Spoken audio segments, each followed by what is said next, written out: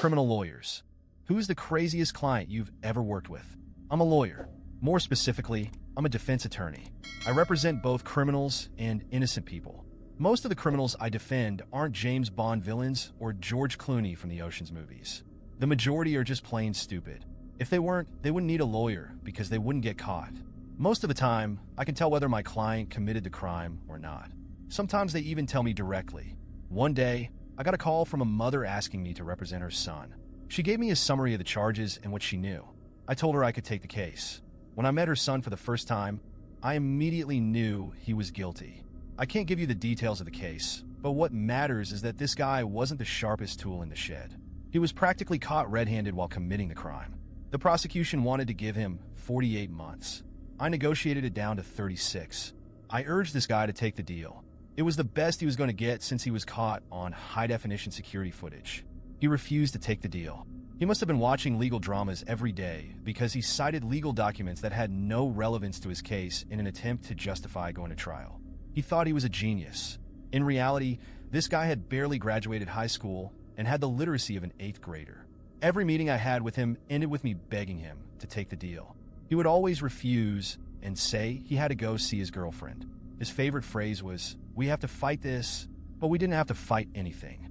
After a few pointless meetings, I decided to stop trying to reason with him. We went to trial. I'm a good lawyer, but I'm not Jesus. I'm not in the miracle business. The jury found my client guilty on all counts. No surprise. The real shock came during sentencing. When he was declared guilty, my client gave me the meanest death glare I've ever received. I think, somehow, he felt betrayed by me, even though I had begged this idiot to take the deal. On sentencing day, his usual support group was there. His mom, his brother, and his sister. His girlfriend and aunt had also been present during the trial. But there were 3 new guys I'd never seen before. I'd seen this play out before. My guess was that defendants would call a few friends to try and intimidate the judge and get a lighter sentence. Stupid. I didn't think much of it. Everything proceeded as usual in the courtroom until I heard a commotion coming from the hallway outside. It sounded like a muffled scream at first, something insignificant. But as the noise grew louder, the judge had to stop mid-sentence and ask the bailiff to investigate what was going on. As soon as the judge interrupted the hearing to ask the bailiff to investigate the commotion in the hallway, something inside me stirred uneasily. It wasn't the first time I'd witnessed a disruption in a courtroom, but this time, something felt different. The noise, which initially sounded like a distant ruckus, was growing louder, sharper, and more charged with tension. The bailiff left in a hurry, leaving the courtroom in an uncomfortable silence. Everyone present, the judge, the jury, the attorneys, and the spectators, exchanged confused glances. I turned to look at my client. He sat there, completely still, with an expression that sent chills down my spine. It wasn't fear or anger. It was calm, almost satisfaction. A few minutes passed, and the silence was broken when the bailiff returned, visibly shaken. He approached the judge and whispered something in his ear. The judge frowned, clearly displeased. "We're taking a 10-minute recess," he announced, banging his gavel. People began to rise, murmuring among themselves, while I tried to process what was happening. I decided to take the opportunity to find out. I approached the bailiff, who stood near the door, still catching his breath. "What's going on?" I asked, trying to keep my voice steady. "There seems to have been a fight in the hallway," he replied hesitantly. "But that's not all. There are reports someone's been injured. We're trying to figure it out. None of this made sense. Fights in courthouses weren't unheard of, especially involving emotional family members. But something serious enough to halt a trial? That was rare." I returned to my seat, trying to calm the unease building inside me. My client was watching me with an enigmatic smile. I decided to confront him. "What's going on here?" I whispered firmly. He leaned forward, still smiling. "Just wait, counselor. It's about to get interesting." Before I could push further, the judge returned to the room, accompanied by 2 police officers. One of them was holding a radio, seemingly in constant communication with someone outside. "We'll continue with the proceedings," the judge announced, trying to regain control. But before he could proceed, the courtroom door burst open, and 2 more officers entered, visibly alarmed. One of them approached the judge and whispered something in his ear. The judge, who had been composed up until then, now looked unsettled. "This court is adjourned until further notice," he declared as the officers began to escort everyone out. Confusion spread through the room. People started asking questions, murmuring, standing up. I went back to the bailiff, demanding answers. What's happening now? He looked at me nervously. There seems to have been a break-in. We're not entirely sure, but someone managed to access the evidence room. The evidence room? Why? Yes, it's serious. Reports suggest some files were stolen. My heart began to race. I turned to my client, who was still sitting calmly at the bench, as if nothing had happened. I approached him again, this time disregarding all protocol. What did you do? I asked in a low, intense tone. He looked at me with bright eyes, full of a calculating intelligence I hadn't noticed before. Nothing you can prove, counselor. At that moment, everything became clear. His trial wasn't the focus. It was a distraction, and I, unknowingly, had been a part of it. The case we were trying involved a series of robberies in commercial establishments. The evidence against him was overwhelming. Surveillance footage, recovered items, even eyewitnesses. I convinced myself he was just another impulsive thief who thought he could outsmart the system. But now everything fit. The commotion in the hallway, the break-in at the evidence room, the unfamiliar faces in the courtroom that day. It all was part of a meticulously orchestrated plan. I needed answers. I requested a private meeting with him at the prison. When we met in the visitation room, he looked even more satisfied than before. So, counselor, did you enjoy the show? It was you. All of it. It wasn't a question. Let's just say I was a pawn on the chessboard. He leaned forward, staring me directly in the eyes. Did you really think this was about a petty theft? What are you saying? He laughed, a cold, calculated sound. The robbery, the trial, the deal I refused, it was all part of the plan. While you were busy trying to save me, my friends were ensuring that certain information disappeared. Information? Let's just say the evidence against me and others involved in less-than-legal ventures is no longer a problem. I didn't know what to say.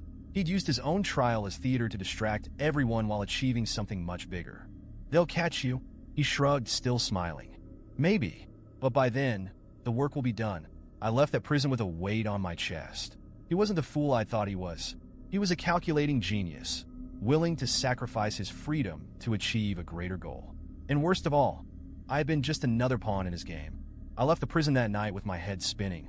Every detail of the day felt like a piece of a puzzle I could barely begin to assemble. My client wasn't just a calculating genius. There was something more, something deeply unsettling about him. He was the kind of person who could manipulate situations and people as if they were mere puppets. But why? What was his ultimate goal? The answer began to reveal itself that very night when I received a call from an unknown number. I hesitated before answering. "Good evening, counselor," said a deep, cold voice on the other end of the line. I recognized the voice immediately. It was him. "How did you manage to call?" I asked, try to keep calm. He chuckled softly, as if my question amused him. "I have my ways, but that's not why I'm calling. I want to clarify a few things. What do you want? You already got what you wanted, didn't you? You created chaos in the courtroom, stole the files. What more could you possibly need? Do you think this is the end?" He laughed again, but this time with a menacing tone. This was just the beginning. A chill ran down my spine. "Listen, if this is a threat, He interrupted before I could finish. "It's not a threat, counselor. It's a certainty. You're involved in something far bigger than you can understand. And now that you've defended me, you're part of it." "Part of what?" I asked, my patience thinning. "Part of a game that started long before you even knew my name." There was a momentary silence, as if he were deliberately building suspense. "Do you know why I was arrested, counselor?" He continued. "The thefts, the petty crimes they accuse me of, it was all theater." "Theater?" I asked, incredulous.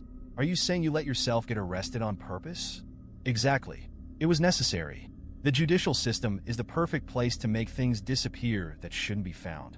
But you know that already, don't you?" I thought back to the evidence room heist, the commotion in the hallway, how he had orchestrated every step of the process. But something still didn't add up. "Why all of this?" I asked, trying to sound more confident than I felt. "What's your goal?" There was a long pause before he answered. "Don't you see it yet? I'm not your average criminal. I'm what some call a fixer." "A fixer?" "Yes. Corporations, politicians, even governments come to me when they need something done, something that can't be traced. When I was arrested, I was solving a problem for a client. Unfortunately, my success attracted enemies.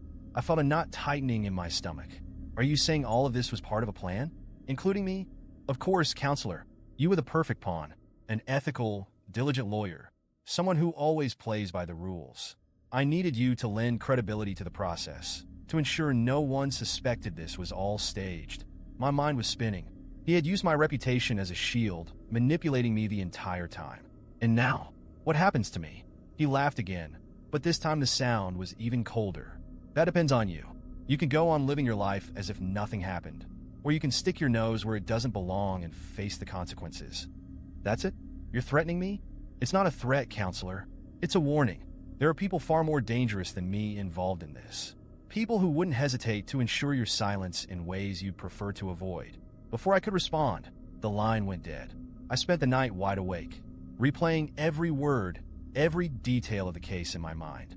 There was no doubt that he was far more than he appeared to be. He operated in the shadows, manipulating entire systems to achieve his goals. But why? The answers began to surface in the days that followed. I received an anonymous envelope at my office. Inside were documents detailing illegal financial transactions, connections to politicians, and multinational corporations.